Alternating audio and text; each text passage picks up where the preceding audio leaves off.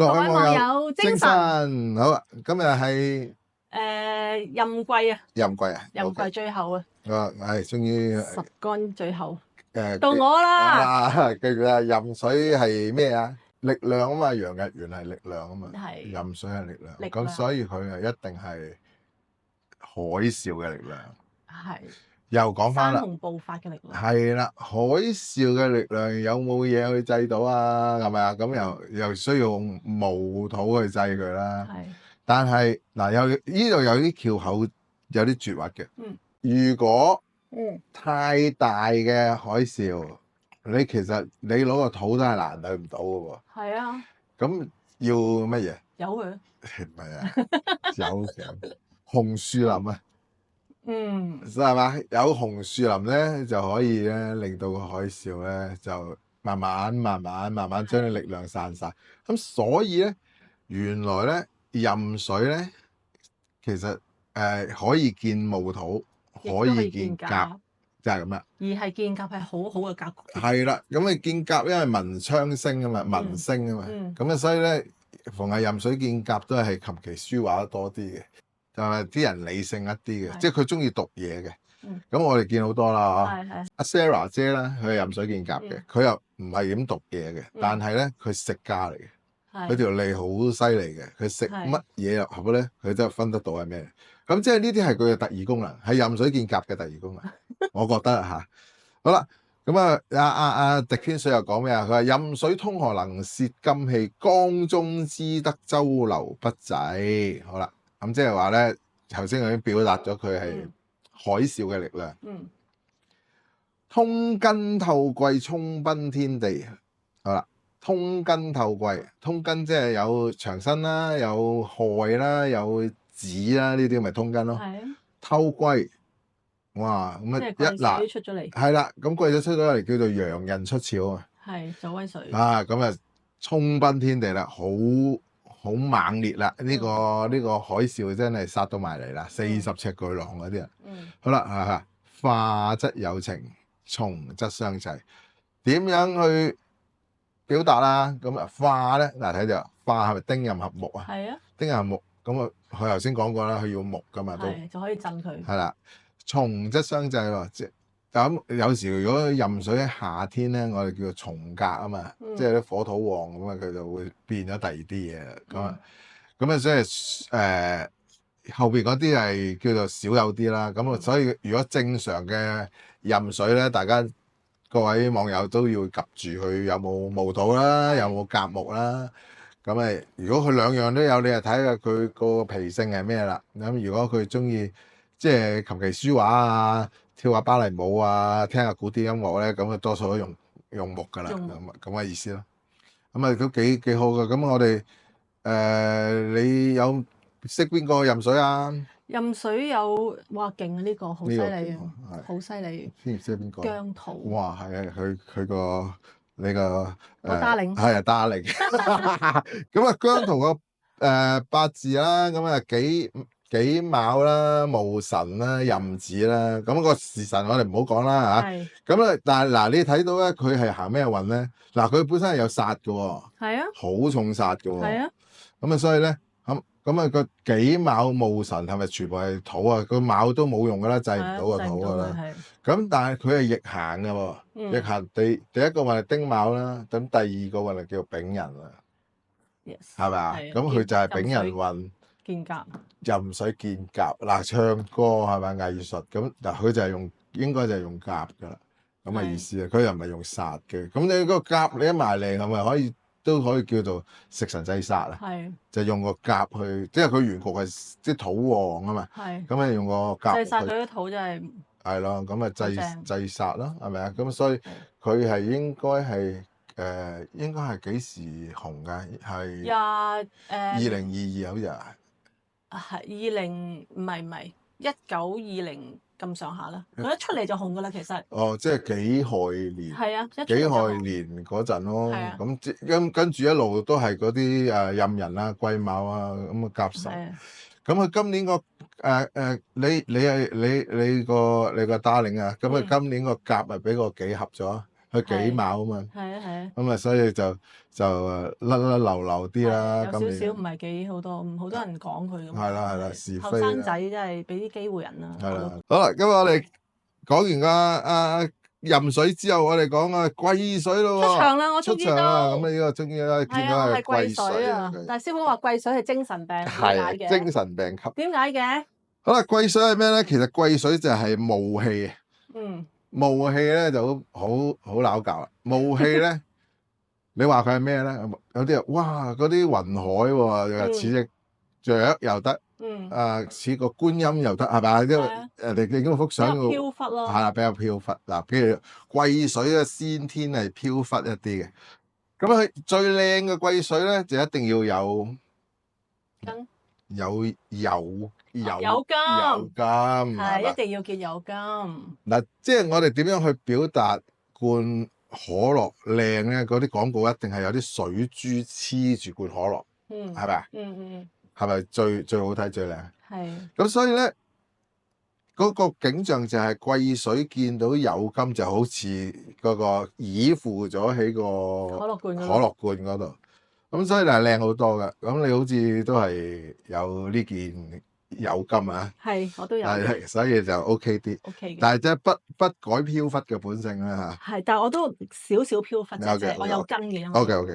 好啦，咁我哋開始又講下滴天髓入邊。佢話癸水至弱，達於天津。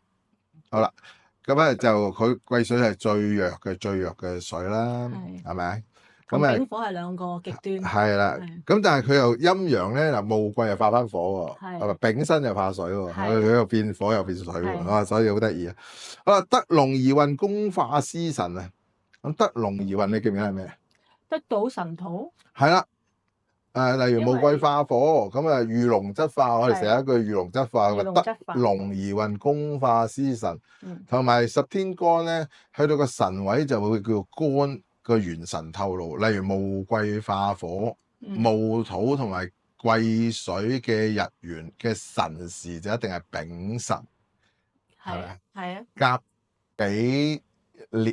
己日干見到神就係戊辰啊嘛，甲己化土戊辰，咁所以佢係得龍而運，攻化司神。好啦，不受火土就不論庚申，合戊見火化象司真。咁呢段咧就話，如果不受火土不論庚申，即係話佢好容易去化。頭先講嗰個飄忽啊嘛，飄忽即係如影隨形啊，有咩佢就化咗咩啦。咁即係火土多，佢咪化火土咯。咁如果你有庚申黐住佢，都照化嘅，咁好得意嘅，即係好容易變咗一啲叫做重格嗰啲咁嘅東西啦。係合戊見火啦，即係戊癸合見到火，係咪？咁啊就係化象司真，咪戊癸化火咯。係咁嘅意思咯。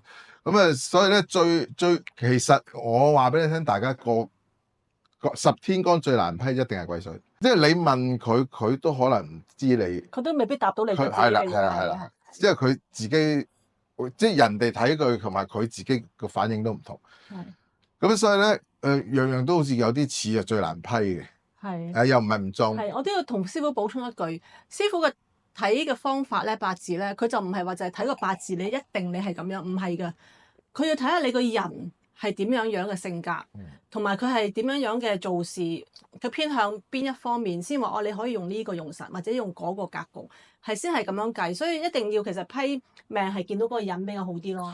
BB 仔就難搞啲咯，就 BB 仔等佢睇下邊樣好啲，咪向嗰個方向發展咯。你哋即係循線誘佢咁樣。係啦，咁呢個先至係唔係迷信啊嘛？咁你一個八字咁多人用喎，係咪啊？統計學話8000人，全個地球8000人用緊一個八字，咁咧好啦，咁點解唔係一樣命運嘅咧？咁其實係你係用緊呢個，佢係用緊嗰個，咁大家都唔同，咁所以咧，我梗係會希望人哋係用到最好嗰個啦。係，我親眼見到有好多，聽阿師傅講話，可能佢係本身係用財官嘅，佢就唔用，唔知用咗個印咁樣。係啦。咁就亂七八糟嘅，但係佢一轉自己嘅性格之後咧，用翻財官。用翻嗰個方向去做人做事，成件事係唔同晒，即刻係有轉變，所以真係好緊要呢樣嘢。係啦，咁樣先至係傳統批命嗰個精髓，就唔係話叫你帶啲乜嘢啊，着紅色衫啊，着紅色衫啊嗰啲，唔係嗰啲咯，係。咁希望可以幫到大家啦。咁我哋貴水日元嘅，咦？我哋有個老友啊，係啊，叫做林一峰啊，係啊，佢貴水啊，係呢個藝術家嚟，藝術家都係飄，係啦，飄忽到不得了。咁但係其實真係嗱，咁其實你剪髮化妝，其實某程度都係我覺得係藝術家嗰隻嘅。我都係㗎，即係因為我覺得你點樣睇，咁我要咁樣剪。咁但係問題，你喺未剪嗰陣時已經有個形象出嚟咯喎。係有咁嘅需要㗎，唔係話你要剪咩就剪咩㗎。我哋係唔得㗎喎，一定係有啲藝術家嗰啲咁藝術家，所以大部分藝術家都係精神病嘅，就係咁解啦。係嘛？咁啊，即係佢係可以喺個腦嗰度咧見到一啲嘢。係，我哋見到個樣係立體嘅啲頭髮，就唔係你哋睇到嘅平面咁樣。係啦 ，fit 到嘅，即係佢未使做就係 fit 到嘅，即係咁嗰隻咯。咁所以我覺得，所以做阿林一峰嗰啲作曲填詞啊嗰啲咧，係嘛？佢嗰首《遇見》係嘛？遇見係。哇！又好紅啦，好聽啦，即係好聽嗰啲。聽一下就兩下就記得翻晒咁樣咯，即係成日都喺個腦裏邊咁樣。咁啊，唔止一首啊，佢好多太多，不能盡錄啊。咁佢係點啊？係睇下佢八字係咩師傅？丙辰啊。丙辰啦，壬辰啦，癸巳個事實唔好講啦，我哋 friend 嚟嘅。係。好啦，咁咧佢係癸水喎，隔離有個壬水喎。咁好啦，嗱你要分喎，好似呢啲。我都係想問喎，頭先癸水隔離有壬水，佢就係陽刃出鞘啦，係咪？陽刃出鞘就好勁啦。咁但係如果癸水有壬水，係咪都係有大佬嘅意思咧？係啦，要咁樣分嘅喎。咁咧，因為嗱癸水咧就係霧氣啊嘛。佢咧就識做細嘅喎。即係咧嗱，瀑布有人中意睇瀑布嗰個澎湃，有人中意睇瀑布上邊嗰啲霧氣。啱啱先？啱。咁係兩 part 嘢，兩嚿嘢嚟㗎嘛。咁咧，阿林一峰咧就。我哋相處過啦，佢就好識讓你嘅，你先咁樣嘅人，好客氣嘅人，好客氣嘅，就唔搶嘅。雖然佢咁出名啦，但係佢係好客氣嘅人。咁你會見到佢真係做咗癸水個本色嘅喎，即係你先。所以佢就唔係壬水嚟。佢係唔係壬水？咁有調翻轉喎，有啲癸水隔離透過壬水就行先咧，佢就係變咗壬水喎。所以一定要分嘅喎，如果你分唔到，你係批錯喎。我想批癸水啊，咁你但係嗰條友係壬水嚟嘅喎，即係咁嘅意思。即係甲乙木嗰一樣咯，都係咁樣睇。所以咧要識嗰個人好啲咯。係啦，要識嗰個人啦。咁你睇翻阿林一峰咁壬辰啦，跟住第一個運係叫做癸巳啦，係。第二個運已經甲午咯，係喎。所以佢廿零歲就已經。